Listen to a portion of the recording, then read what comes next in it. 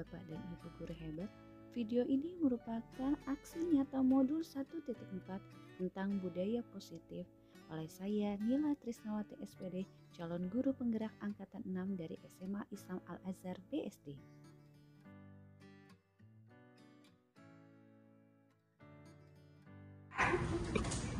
Materi, yuk ditulis. Tenang ketika guru sedang menyampaikan materi. Kita bikin 4 aja ya. Terakhir poin pentingnya.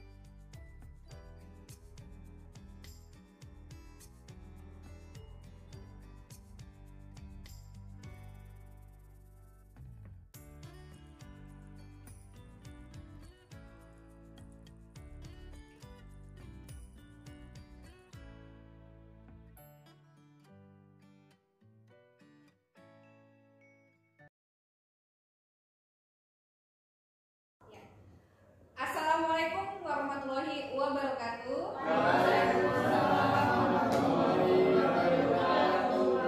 Salam sehat Bapak dan Ibu guru semua. Semoga hari ini kabarnya baik semua. Perkenalkan, nama saya Nila Trisnawati SPD, calon guru penggerak angkatan 6 dari SMA Islam Al-Azhar BSD. Pada pertemuan kali ini, mohon izin saya akan men-share modul 1.4 tentang budaya positif kepada Bapak dan Ibu. Saya akan sharing ilmu-ilmu yang telah saya pelajari untuk dibagi kepada Bapak dan Ibu semua. Ya, silakan Pak.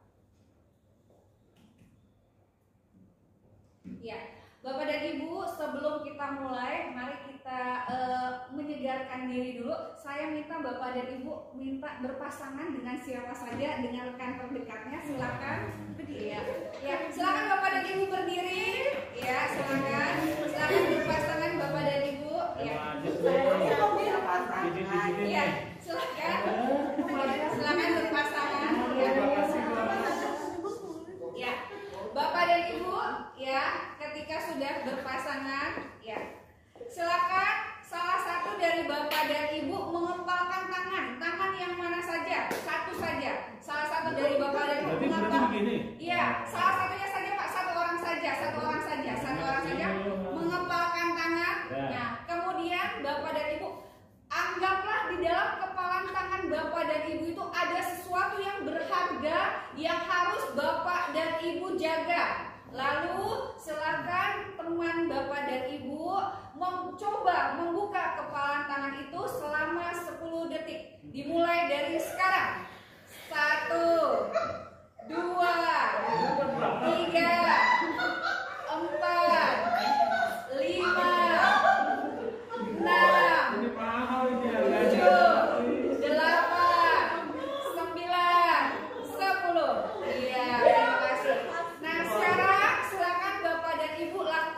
Bergantian. Saya akan menghitung kembali. 1, 2, 3, 4, 5, 6, 7, 8, 9, 10. Iya, tepuk tangan untuk Bapak dan Ibu. Silakan Bapak dan Ibu bisa dipersilakan duduk kembali. Ya, Bapak dan Ibu, terima kasih atas kerjasamanya ketika melaksanakan cobalah kepal tangan tadi ya, cobalah buka. Nah, sekarang pertanyaan yang saya ingin tanyakan kepada Bapak dan Ibu, apakah Anda membuka kepalan tangan Anda? Tidak. Tidak, oke. Apakah Anda menutup kepalan tangan Anda dengan kuat sekali? Ya.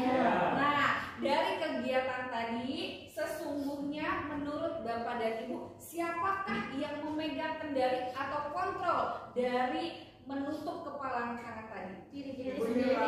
Betul sekali Bapak dan Ibu, diri Bapak dan Ibu sendiri. Tepuk tangan buat kita semua.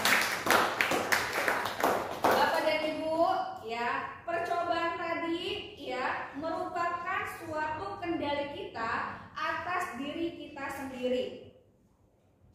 Ya, Bapak dan Ibu, berkaitan dengan hal yang tadi kita lakukan, yaitu disiplin positif dan nilai-nilai kebajikan universal.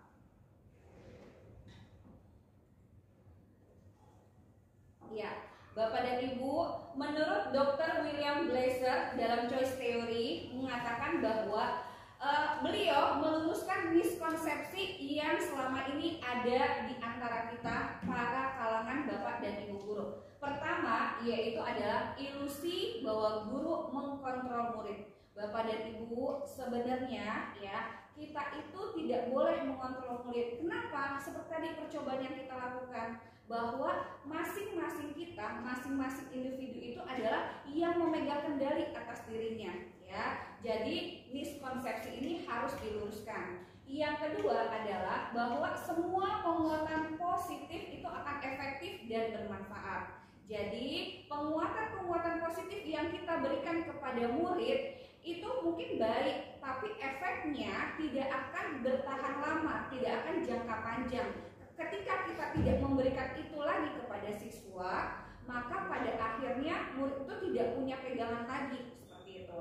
Kemudian hal ketiga yang perlu diluruskan adalah bahwa kritik dan membuat orang merasa bersalah itu dapat menguatkan karakter. Itu salah ya Bapak Ibu. Saya mungkin juga pernah melakukan, saya suka ngomong ke murid bahwa kamu nggak kasihan sama ibu. Nah, kita tuh nggak boleh ngomong kayak gitu ke siswa. Kita tuh nggak boleh membuat perasaan bersalah pada diri siswa. Itu nanti tidak menguatkan karakter siswa, tidak menguatkan karakter murid. Yang terakhir bahwa orang dewasa itu memiliki hak untuk memaksa. Sebagai seorang guru kita tidak boleh ya, kita tidak boleh memaksakan kehendak kita kepada murid-murid kita. Ya. Kemudian kelanjutannya Bapak dan Ibu guru semua, agar kita bisa menciptakan lingkungan yang positif dalam proses pembelajaran, salah satu strategi yang bisa kita lakukan adalah dengan meninjau kembali apakah penerapan disiplin yang sudah kita lakukan itu sudah benar. Nah, disiplin itu adalah ya, disiplin diri itu dapat membuat seseorang untuk menggali potensinya menuju kepada suatu tujuan yang mulia, sesuatu yang dihargai dan dimaknai. Nah, disiplin diri ini yang harus kita tanamkan kepada para murid-murid kita. Kemudian Bapak dan Ibu sebagai pendidik, tentunya tujuan kita adalah menciptakan anak-anak yang memiliki disiplin diri sehingga mereka bisa berperilaku dengan mengacu pada nilai-nilai kebajikan universal dan memiliki motivasi intrinsik, seperti itu. Apakah Bapak Ibu cukup paham? Terima kasih Bapak dan Ibu semua. Ya, mengacu pada nilai-nilai kebajikan tadi sesuai dengan tujuan pendidikan nasional Bapak dan Ibu semua, bahwa semua institusi pasti punya nilai-nilai kebajikan yang diyakininya. Ya, salah satu nilai-nilai kewajiban ya kebajikan yang ada di tujuan pendidikan nasional yaitu adalah profil pelajar Pancasila yang terdiri dari beriman dan bertakwa kepada Tuhan, berakhlak mulia, mandiri, bernalar kritis, berkebinekaan global, bergotong royong dan juga kreatif. Nah, Bapak dan Ibu semua, bagian yang kedua yang harus saya sampaikan kepada Bapak dan Ibu adalah teori motivasi, hukuman, dan penghargaan serta restitusi. Mari kita akan lanjutkan.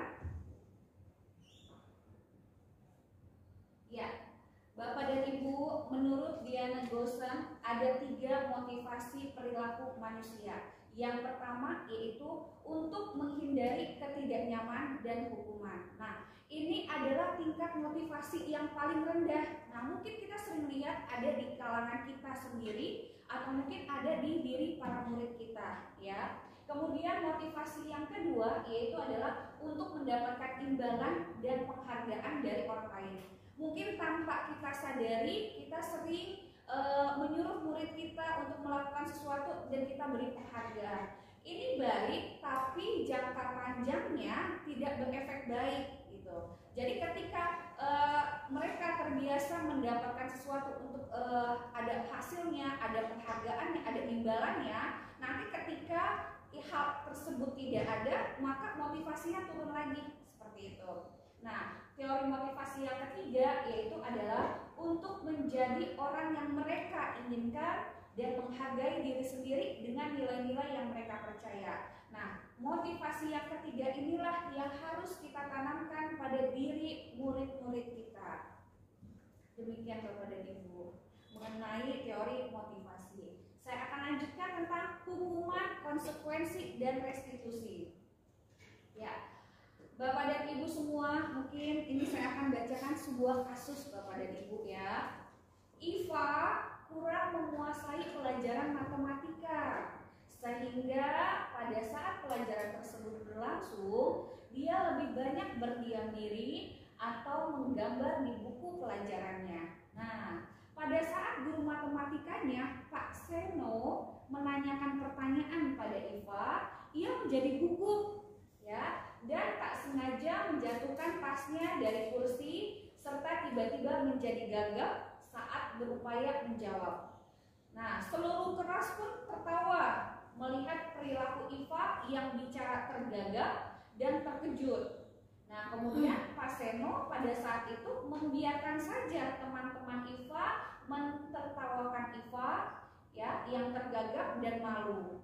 Nah, malahan Pak Seno meminta Iva untuk maju ke depan dan berdiri di depan kelas sambil menunjuk hidungnya karena tidak bisa menjawab pertanyaan dari Pak Seno. Nah, anak-anak lain pun tertawa melihat Iva berdiri di depan kelas sambil memegang ujung hidungnya. Ya, dari kasus tadi yang ingin saya tanyakan kepada Bapak dan Ibu semua, ya, menurut Bapak dan Ibu, apakah perilaku yang dilakukan oleh Pak Seno itu benar? Tidak. Kalau menurut Bapak dan Ibu perilaku tersebut tidak benar, kira-kira perilaku yang dilakukan oleh Pak Seno itu termasuk hukuman atau konsekuensi? Kira-kira dari kasus ini menurut Bapak dan Ibu hukuman yang diberikan Pak Seno atau konsekuensi?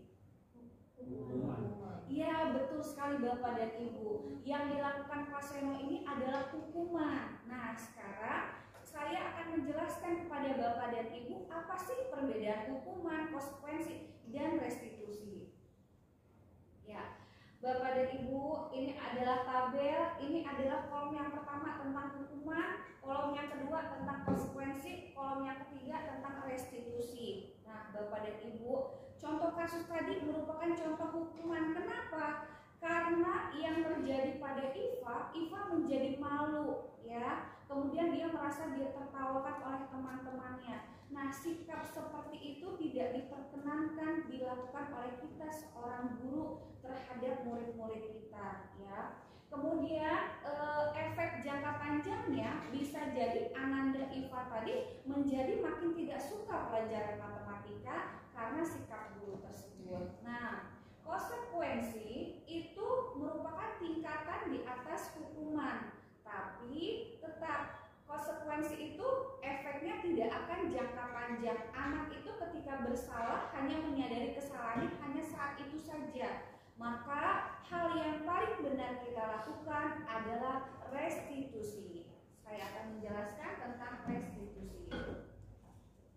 Ya, Bapak dan Ibu, restitusi itu adalah proses menciptakan kondisi bagi murid untuk memperbaiki kesalahan mereka sehingga mereka bisa kembali kepada kelompok mereka dengan karakter yang lebih kuat.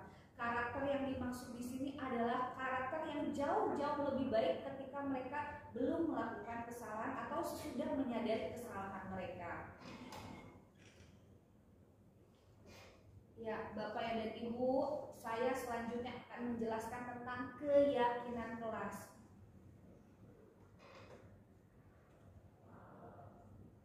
Nah, Bapak dan Ibu, mungkin Bapak dan Ibu baru mendengar ya, atau mungkin belum familiar apa sih keyakinan kelas. Nah, ada pertanyaan muncul. Mengapa keyakinan kelas? Mengapa tidak peraturan kelas saja? Nah, sebelum saya menjawab pertanyaan besar kita, Bapak dan Ibu bisa membaca pertanyaan berikut. Mengapa kita memiliki peraturan?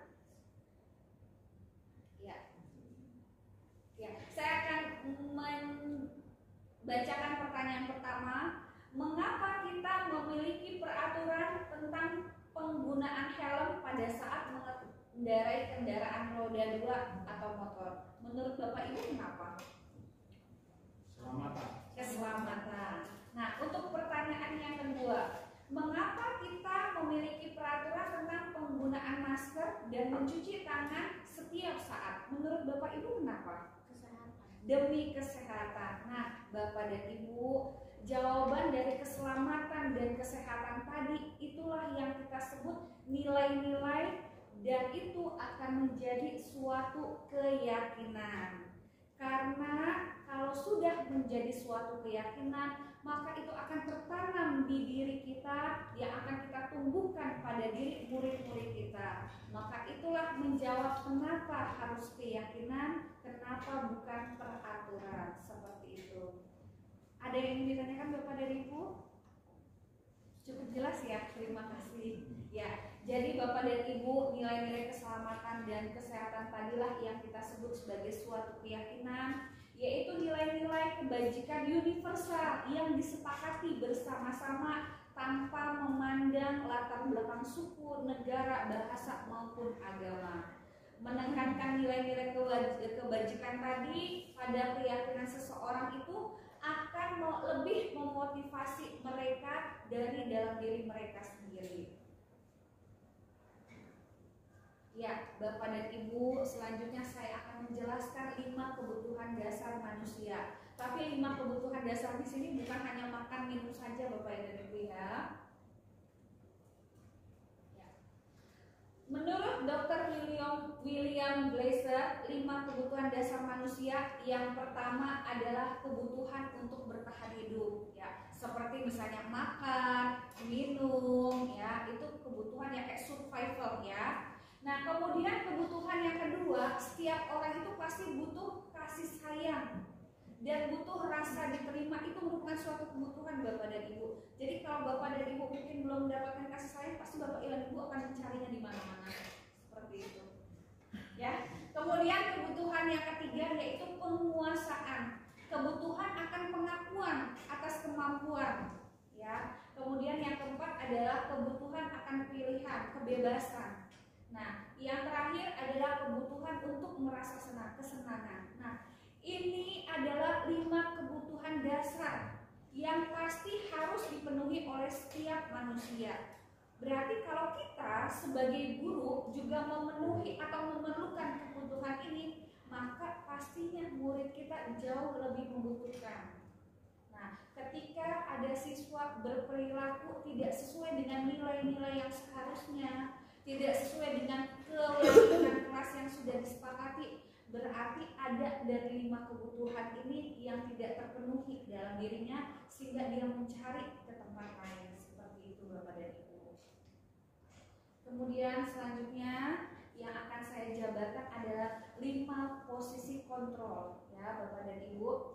Jadi sebagai seorang guru ada 5 posisi kontrol yang disampaikan oleh Diana Gosan. Yang pertama adalah menghukum, yang kedua adalah membuat rasa bersalah, yang ketiga teman, yang keempat pemantau, yang kelima manajer. Nah, saya akan mencontohkan, Bapak dan Ibu mungkin bisa berintrospeksi diri, Bapak dan Ibu ada di posisi yang mana, ya. Penghukum, biasanya orang yang atau guru dengan sifat penghukum selalu ngomong gini, kamu tuh harusnya begini, kamu tuh nggak boleh begini, kamu tuh harus A, B, C, D, ya. Itu adalah posisi penghukum. Biasanya menggunakan kata-kata secara fisik, kata-kata verbal, atau mungkin menghukum dengan fisik. Nah, itu adalah tipe penghukum. Yang kedua yaitu pembuat rasa bersalah.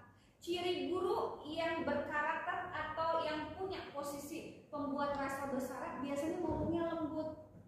Nah, kamu gak kasihan sama ibu? Menurut kamu gimana? Harusnya kamu gimana? Menurut kamu gimana? Kamu gak merasa bersalah? Nah, itu biasanya contoh posisi guru pembuat rasa bersalah. Jadi pengennya tuh anak merasa bersalah saja seperti itu, ya. Yang ketiga yaitu posisi teman.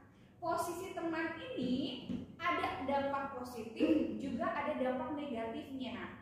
Dampak positifnya adalah sosialisasi atau komunikasi antara guru dan murid pasti tercipta dengan baik. Tapi dampak negatifnya adalah ketika nanti mungkin guru bersikap tegas kepada murid tersebut merasa, kok ibu kayak gini ya ke saya, kok ibu nggak mau jadi teman saya lagi ya. Nah, seperti itu Bapak dan Ibu. Nah, kemudian tipe pemantau biasanya saklek taat aturan. Pokoknya melihat segala sesuatunya kok nggak sesuai aturan ya, kok kayak gini ya, kok kayak gini ya, seperti itu. Nah, posisi yang terakhir adalah posisi manajer. Posisi manajer itu adalah seseorang yang bisa mengatur segala sesuatunya dengan baik, memposisikan dirinya dengan baik, tidak menjadi keempat yang sebelumnya. Nah, sebagai seorang guru, harapannya kita semua berada pada posisi manajer ini. Ya, Bapak dan Ibu, ini adalah contoh ya perbandingan dari yang tadi saya sebutkan, dari posisi penghukum, pembuat orang merasa bersalah, teman, pemantau, dan manajer ya. Kalau misalnya dari si guru, kemudian dari pandangan murid, itu dampaknya seperti apa? Seperti itu. Ya. Kemudian Bapak dan Ibu, ada terakhir yang perlu saya sampaikan, yaitu segitiga restitusi. Tadi sudah saya sampaikan ya Bapak dan Ibu, restitusi itu adalah proses yang dilakukan agar proses memperbaiki kesalahan yang ada pada siswa itu jauh lebih baik ya. Nah, segitiga restitusi adalah proses dialog yang dijalankan guru atau orang tua agar dapat menghasilkan murid yang mandiri dan bertanggung jawab. Nah, ini adalah gambar segitiga restitusi. Pada sisi pertama, sisi dasar, yaitu menstabilkan identitas. Kemudian pada sisi yang kedua, yaitu validasi tindakan yang salah. Kemudian yang terakhir, yaitu menanyakan keyakinan. Nah, saya akan menampilkan video YouTube yang sudah saya lakukan berkaitan dengan praktik segitiga restitusi. Ya.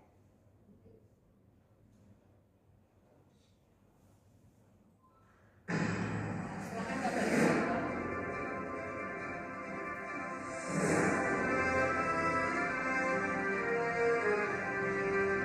Demonstrasi kontekstual modul 1.4 praktik segitiga restitusi oleh Nila Krisnawati SPD, calon guru penggerak angkatan 6 dari SMA Islam Al-Azhar BSD.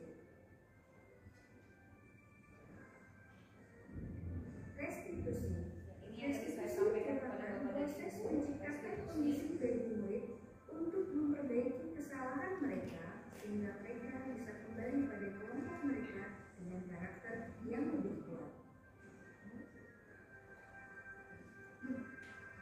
Restitusi juga merupakan proses kolaboratif yang mengajarkan murid untuk mencari solusi untuk masalah mereka dan membantu murid berpikir tentang orang seperti apa yang mereka inginkan dan bagaimana mereka harus memperlakukan orang lain.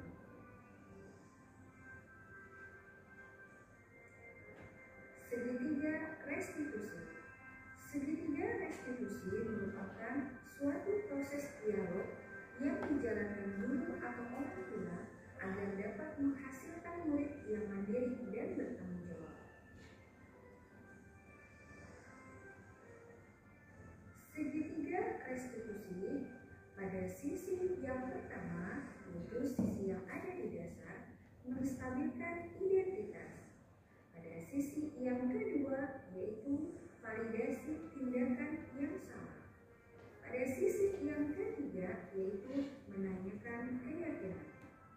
Berikut merupakan contoh praktik segitiga restitusi pada dua kasus yang saya lakukan.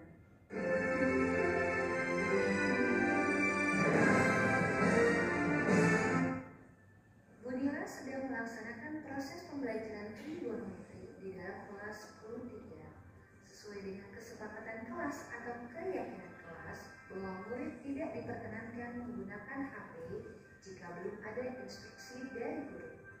Tapi terlihat salah satu murid, yaitu dia, menggunakan HP untuk bermain game online ketika saatnya mengerjakan secara mandiri.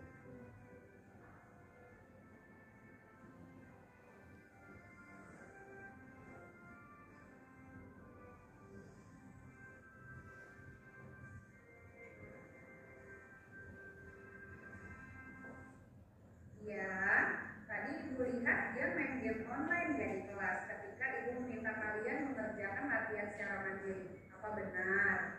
Ya Bu, saya tidak tadi emang main online terus satu pelajaran. Lalu, ada informasi yang mau dia tambahkan? Saya sebenarnya tidak termasuk melakukannya Bu. Tapi, Saya waktu mengerjakan soal nomor 2 Bu, saya kebingungan. Habis itu bosan dan akhirnya saya main online Bu. apakah dia tahu kalau dia sekarang dalam masalah? Ya Bu, saya tahu Bu. Baiklah, Ibu di sini tidak mencari siapa yang salah, ya, karena Bunila tahu semua manusia pasti pernah melakukan kesalahan, ya.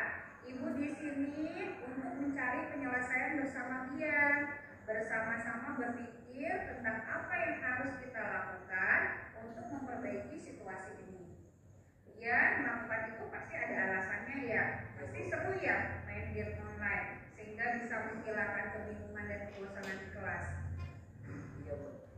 Ya, memang sih tadi terlihat kalau dia itu senang ketika bermain game online. Tetapi yang dia lakukan itu merugikan diri sendiri dan orang lain. Suara dari game online itu pasti mengganggu teman kamu yang sedang mengerjakan latihan, sehingga kamu sekarang dalam masalah. Iya Bu. Mari sekarang kita bicara tentang keyakinan kelas dan keyakinan sekolah yang sudah kita buat bersama-sama. Apa yang kita percaya, yang mana yang kamu belum tunjukkan. Bahwa saya menghargai orang lain dan diri saya sendiri. Ya, alhamdulillah, berarti dia masih ingat keyakinan kita ya. Berarti kita kembali lagi ke tadi ketika dia bermain game online. Apakah ketika dia melakukan itu dia sudah bertanggung jawab menghormati orang lain dan menghormati diri sendiri? Tidak Bu, sama sekali. Tapi dia mendapatkan rasa senang dan bisa menghilangkan kebosanan ya. Nah, menurut Ibu ada cara lain untuk mendapatkan rasa senang tanpa merugikan orang lain. Bagaimana menurut kamu? Ya Bu, masih ada Bu. Nah, sekarang kita harus selalu mengindahkan keyakinan kelas kita. Apa yang harus kamu lakukan untuk memperbaikinya? Saya minta maaf, saya mau minta maaf kepada Bunila dan teman-teman sekelas. Saya akan memperbaiki kesalahan yang telah saya lakukan dan tidak akan melakukannya lagi. Sekali lagi saya minta maaf kepada Bunila dan teman-teman sekelas. Baiklah kalau begitu, Ibu maafkan. Ibu menghargai usaha kamu untuk memperbaiki diri dan lakukan apa yang kamu sampaikan tadi ya. Terima kasih Bu. Terima kasih juga dia. Hati-hati ya pulangnya. Terima kasih Bu.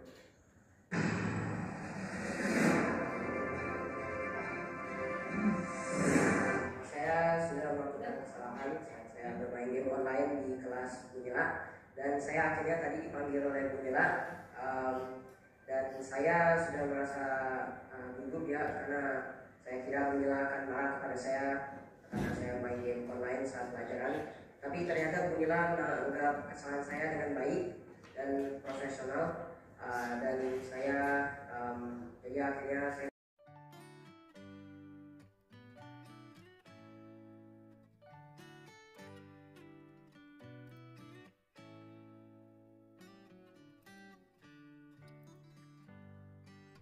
Ya, demikian Bapak dan Ibu adalah contoh praktik segitiga restitusi yang sudah saya lakukan.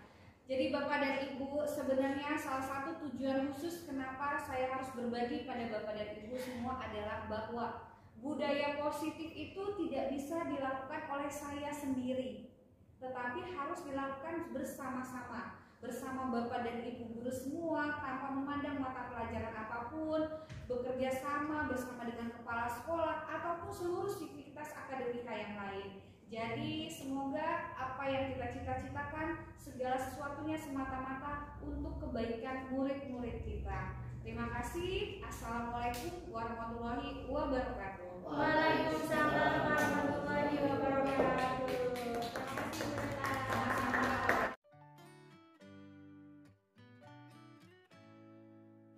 Assalamualaikum warahmatullahi wabarakatuh. Setelah mengikuti aksi nyata yang tadi disampaikan oleh Ibu Nila Trisnawati, calon guru penggerak dari SMA Al-Azhar BSD, kita mendapatkan luar biasa pemahaman baru tentang bagaimana sebenarnya kita sebaiknya dalam menghadapi permasalahan anak.